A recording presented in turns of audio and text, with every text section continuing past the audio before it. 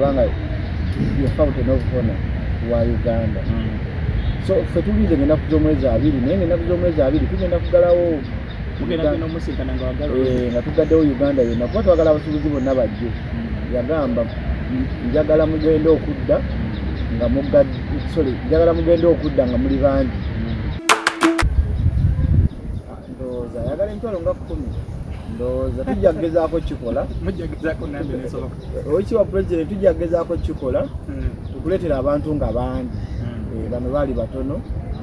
naye abantu abangi abo era nabo ajja na positive response kubanga abatono bwe babeera bafuuka empingu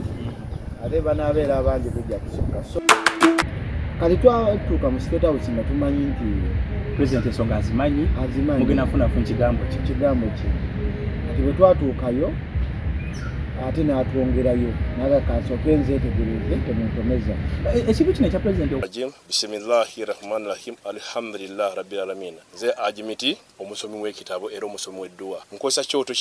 kino kiba kitagombolola lwaleero ku kyoto kuno kunyambira abantu bange buli muntu yenna alina ekizibu kye ojja ku kyoto kino n'osuulako akabaani naye nkusabira buli alina ekizibu naddala mu abali e Bulaaya nompereza amannya naye nga suula mu kyoto kino ne nkusembera edduwa ne nkuggyako ebizibu n'ebiba bikusumbuye walemererwa mirimu ki ddala mu abali e Bulaaya abali mu nsi muno mu Uganda abalemeddwa okufuna visa nga ntegeeza eri abaana Adamu nkozesa nkofu ku kyoto kuno bamala okusindika enkofu eyo negenda ebanja amabanja ge bakubanjiza gonna gwe yalema okufuna okuweebwa Ajimiti nkozesa amazzi ku nnyanja kuno kumulengera ku mazzi wano Ajimiti nga bwenyimidde olwaleero ngokumasira abaana Adamu bompereza ebiwandiiko byonna bye bompereza ng'oli e Bulaaya mbikwata nembizinga ne mwandika kapapula nembisula mu nnyanja nensaba Allah gwensinza asumulule ebyo byeba bikulemeredde awa visa agifuna alemeddwa okufuna omusajja omulungi amufuna sangeba ku namba 0752 nina wano ye Katongole Godfrey Ssentebe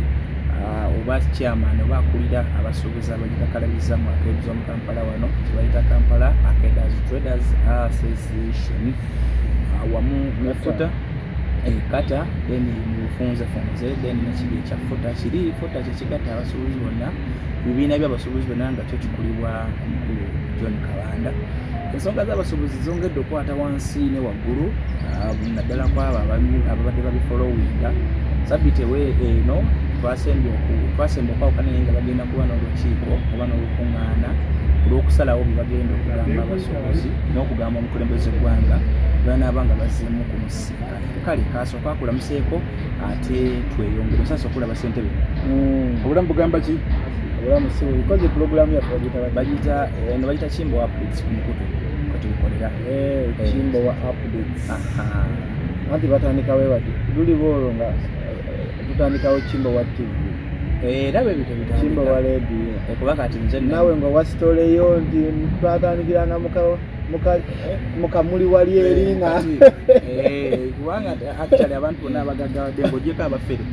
abagagadde ebyalaali balina story kituufu tujjako bano abagaga b'omu Kampala simanyi nali ntunda mandaazi bwe nava mu mandaazi kati nakeera mukaaga abasajja abo teboogera mazima n'olaba agatundidde emyaka 15 talina kya naye nga nebbakuli gyali atunda myaka 15 ne leero gyali naye lwaki abasajja balimba ate kati story oluusi ziba nzibu nnyo okuzoogera story z'aba yayiseemu ani kakati ne boogera ezitali ntuufu anti just ndowooza kiri mu mbeera z'abagagga tebagala kwogera mazima kuba amazima ge gayinza okuba nga gali ddate ensonga gyagise waliwo n'omusayi ogwayi okiga gali ddate era nze nasinzira saddamu kusiwuliriza muyinza n'obutala musaayi ekale baba mulimu abantu nga basimagola ngemala ogiyingiza mu Uganda banzibu bayiteyo musere mu bitositose eyo tayinza kubyogera nti nze nali mubbi wa musolo mwenagaggawa ogamba otya njagala okubalamusaako abalaba Chimbo wa kati ngambe Chimbo oba nyongereko akamista Chimbo wa ali kati mu Luganda ate omuntu oba n'ekitiibwa erinnya lya Chimbo wa balyongerako ekitiibwa kituufu kati Chimbo osobola okwongerako naye okuba social media katugambe Chimbo wa update ne kala nenze ngeje ndi Salongo oyinza okugamba Salongo Chimbo naye bonna bwoba okirekedde nze siina buzibu naye n'abantu bano gira n'obagambako engeri gye bazaalamu abalongo anti nze ndi Salongo kati nze golaba nfaanana abalongo era abantu balowooza nina abalongo ewaka naye tebalina ate mbaagala bayitawo enjagala abalongo kati nze ndi Salongo emirundi ebiri ndi Salongo by skill ate ndi Salongo by butonde kisobola okufuna abalongo nga nkozesa obukodyo ate nakiri kindi mungo obutonde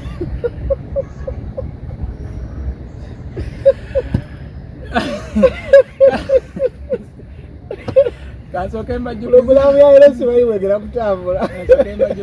Kasoke mbajukize obukodyo bwetunaviira wano ku mpewo nga tuli off air agenda kumusomesa obukodyo obwo nkomewo omwaka ogujja yati kyangu gusobola okufuna naye kasooke bajukize muri banaffe ababiifu organic abajjanjaba abantu abasoma ababiifu organic ngenda kuddayo essaawa yonna eyo gayo bakongere bakupepete bakujjanja bulungi bwakati wadde swagoze mulimu olina okufuna obujjanjabi buli kaseera kuba tomanya na buli bitamu obaolyawo bakuteekeza emmere erinakutwa iramira makerere ngenda kuddayo banjoze mu mubiri booze ensigo ezo booze biki so byonna babikola abantu abatawanyizibwa naddala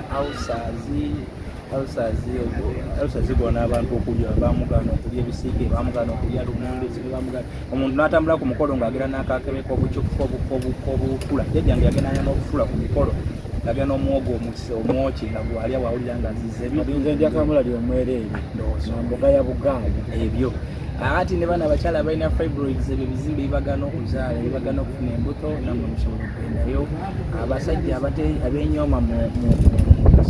musikundi wano mu kutambuza emirimu muyingini ojagenda Dr. Senjobe abayenyooma muyingini abamulwadde bulwadde abamu baba balwadde abamu baba bagala betaakwogera ku bwogezi nabo eri omu ng'alaba talikirya nenyooma nagawukambiveeko ebyokwana kambyesonyiwe abamu balina birwadde abamu balina stress abamu betaaga kweyogera ku bwogezi nabo omanyi abakazi bano oyinza okuba nga sayizi yo ngolabanga entono naye nga omanyi okugikweza kati ngaobukodyo baisikiro era saali munene obukodyo ne bugira kale Dr. Senjobe agambye genda ali wano Mengo wano ku Beef Organic wano opposite koti Mengo osobola okuba nga okyamirawo batundira omwengo omuganda abakazi bali batunda kati okyamirawo bwotyo ekizimbe okirengera mu maaso ate oba oyise eri mamega ku BBS mu Masengere era ekizimbe okiraba kiriko langi za blue nino ya coffee brown ali Masaka ly'Embalala ly'Ejjinja ly'Eruwere Wakasana Lugazi wali awo Babusa Bank n'ebitundiro eby'enjawulo waali mwabalina emikolo abakola bakola emikolo gyammwe kyali abantu akubira nagamba njagala onjogerera omukolo njagala mpega music naye ati nakugamba ku lwakutaano ng'ekyogenda tekukolo mulala so munkubire ngaoludde mukyali emikolo gyammwe kisobola okubasinnakola mbaga tujja kugikola naye tetwagala kwagaza abasobozi abakazi abasobozi wawasa musobozi anti mujje mukiro ekyo osoboza omuteeka mumbeera ku kino gyowulya omweri atomwebikka lwaki wawasa mukazi musobozi tewaliyo bakola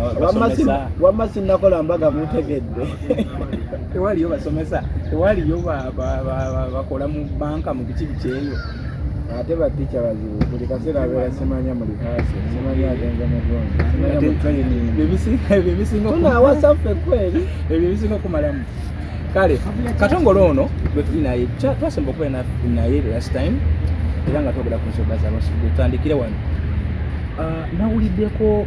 omukulembeze gwanga yalagidde munonyerezebweko Katongole owakata Kabanda owafuta bano basekito abakasiita n'ebibiina ebirala pulezidenti yafunye ekyo ekigamba nti muyinza okuba nga mulina ababakoleramu oba nga bannabyabufuzi ngaabo ng'ensonga gye muliko muggusi mulina ebintu byabimuggusa ekituufu kye kimukolera bantu babyabufuzi oba mulina obulumi ku mutima nga muyisaawo nammwe ensonga zammwe ng'abasomozi era pulezidenti yamuwadde amawulire ago omuwa magezi ki kati kata twagirigisalinga 2016 mwezi gw'omusanvu ng'ennaku z'omwezi 28 esebo 2016 emyaka si 8 kati 2016 gwa mukaaga giri ena mu gw'omukaaga tuweza emyaka 8 kati oli bw'avaayo n'awa pulezidenti amagezi batunoonyerezeeko awa security yaba asana kuba ku mulimu kisoboka ate ekibiina kyakibalama tekyatandika same mu 9 kyavuddeyo juzi wano nga kyanuuma Nuupu yagula kigule. Ati yakigula. Si yali nakyo. Kati anda mwizo wa mwakitandika n'ebigendera birala ne mugamba naye wanabaawo omunabeefuza twesomba tunaamukolera. Kati baagala kutunoonyerezaako ssaawa zino balooba batwesozze. Aye pulezidenti yagaye babanoonyerezeeko. Anyway, bajje batunoonyerezeeko. Ofiisi zaffe ziri ku Kupa Complex, room number 29 second floor, zimbe bakita Pioneer View. Tulina ba members mu office ne bali list meri. Abakolera mu zaakedi ne namba z'amasimu kweziri, business zebakolera, business zaabwe, n'akedi ziko bakolera, ne namba z'amaduuka. N'abamu tubajja kuzipini namba. So mujje mu balabe. Muyinza n'okutapinga essimu zaffe namba yange mugimanyi 075685 039. Kati olwogiwa baani ab'ebyokwerinda nze leka mbayambiko batandikira awo. So pulezidenti oba oli awo adaivatingibwa abuzaabuzibwa. Olaba tebakkiriza nti ekintu ekyakolebwa ekkolo basuubuzi be bakikola. Bamanyi mwagatamba kifeesi ekyokusituka pulezidenti ng'ayogera naye abantu balina obulumi okitegeera. Pulezidenti mulungi nnyo mu kusomesa kuba musajja mugezi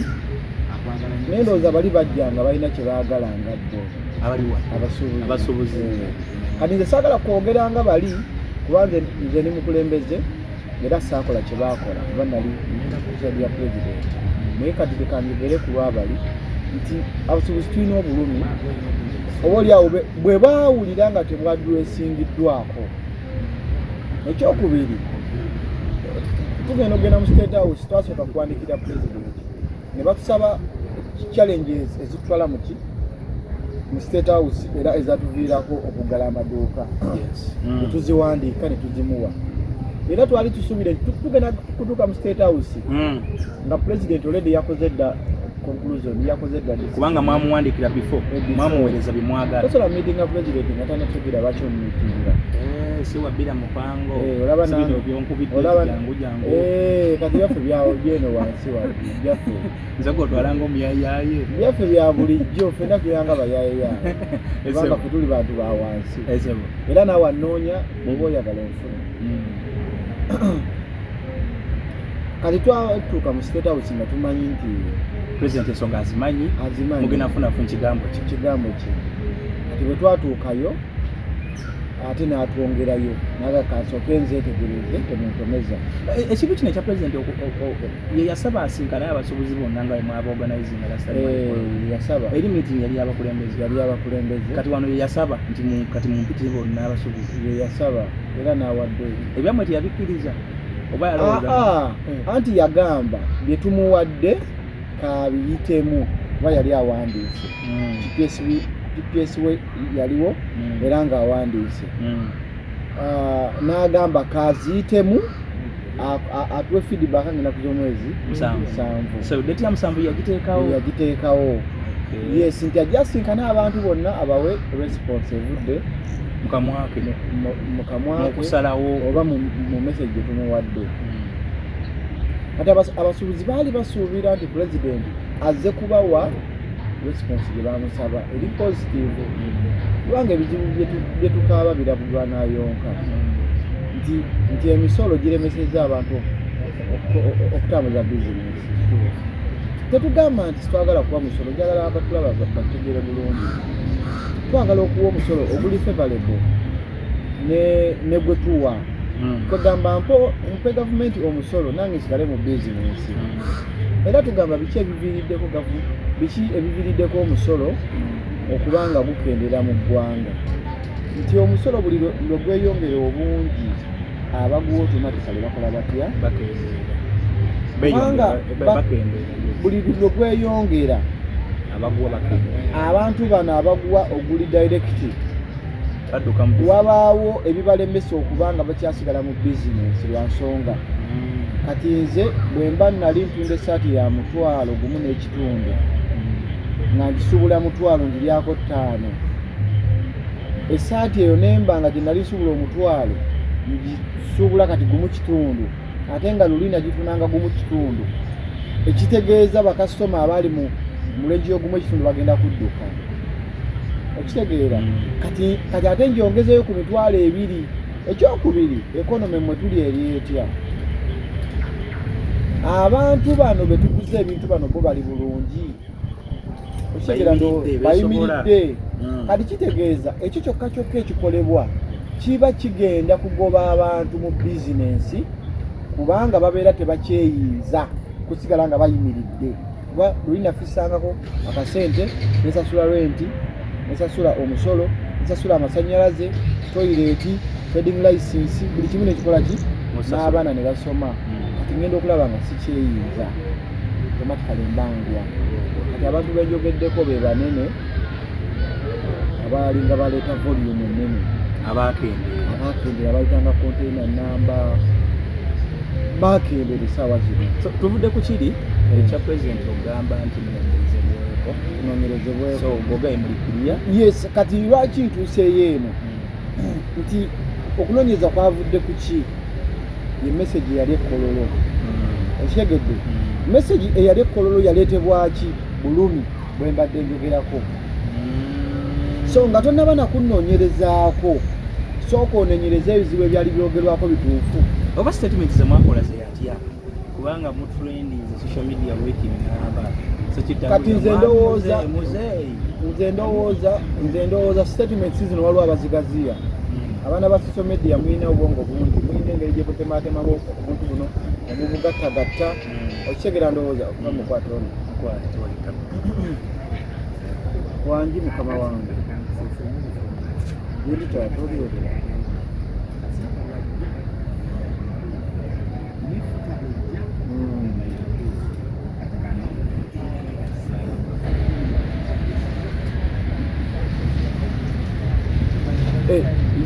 ekizimbe kyani ekyo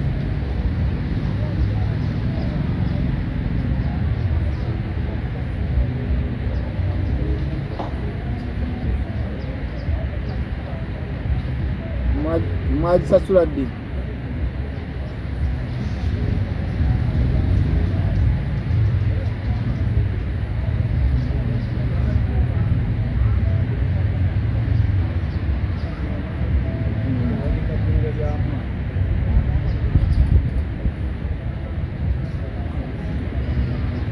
mulalu oyo naawe mulalu naawe kati kyetugenda okukola waliwo omwami akubidde essimu wano olina omukutu gw'oliko ogw'abasuubuzi gerako naawe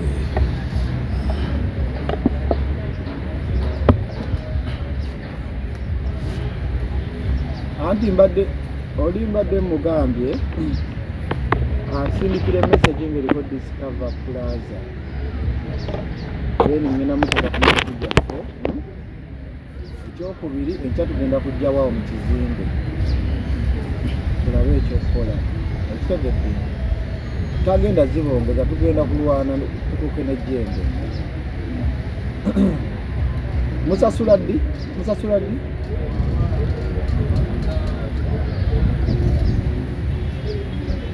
era mu guno omwezi gwennyini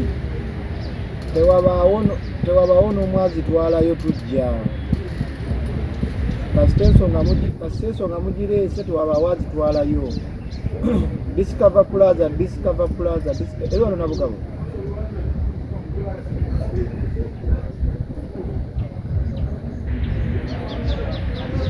ngitegedde ekyo ekizimbe ekipya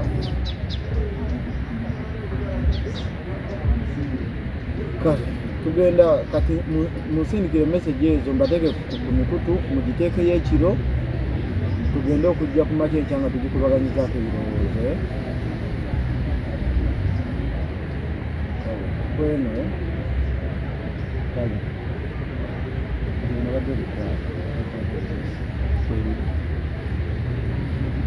andowooza owulira omukulembeze bamukubira wano nawali bamukubira nawali baagala kubataasa abasuubuzi mbeera mbi ekyengezaako kugamba nti nga tonnanoonyereza kunze kumanya oba bogwaini yankozesa sooka onoonyereze ku bizibu by the way malawo bizibu kale okonfaminga endi credits yandimu okitegedde malawo bizibu so ffe tugamba twagala okuwa omusolo gavumenti etambule nange kuba gavumenti yenze gavumenti yenze bw'onaakamenti nga togiwa biwata automatically egenda eggwewo etondoke egwewo abyefe kitegeera so tusaba gavumenti ejjewo bizibu okunoonyereza kwabwe kugende mu maaso nze mbaniriza mu ofiisi ya kata nalabye minisita wa Kampala omukyala Kabanda minisita Kabanda agamba nti omukyala omulwanyi waffe oyo yagambye namulabye ku mawulire ng'agamba nti yayogedde nammwe mukubiriza abantu bamubagulewo era baggulewo so ekyo kyemwaguddewo kalembereza oba naye just mwamuwadde buwi kasanyu ku matama agenda alipotiyo amukanyao naye nga twagala okumwebaza omukyalo oyo minisita wa Kampala mukyala minisita Kabanda twagala omwebaliza ddala nno kubanga abadde wamu naffe ebbanga lyonna fact from day one abantu bangi batwesamba finance yatwesamba twala yatwesamba trade yatwesamba era no minisita ya trade erina baminisita azaaba erina Bahati oba ye minisita for housing erina wamagi Honorable Mwebesa minisita oyo kabineti erina kati ne General wamagi General Mbadi naye tewali n'omu yatukola ki so minisita n'avaayo bambi n'atuyamba minisita wa Kampala era njagala nyimire wano mu